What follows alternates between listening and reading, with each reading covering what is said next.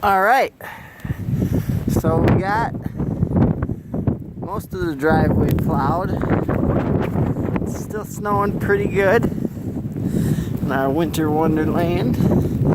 It's all sticking to the back of the house. I don't know if you can tell on the camera, but it's all like a big sheet of ice on the back of the house. So, boiler's cooking away.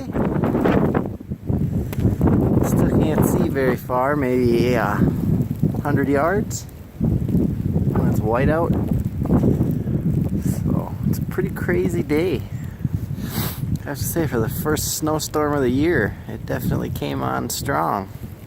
I don't know if it's gonna last or if it's gonna melt off, but there definitely is snow here today. Hopefully no more trees fall. Kind of sad about the chicken run, but it's repairable.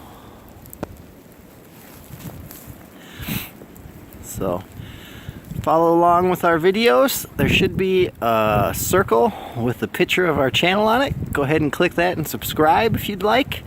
And there might be a square in one of the corners that suggests some of our other videos. So check it out.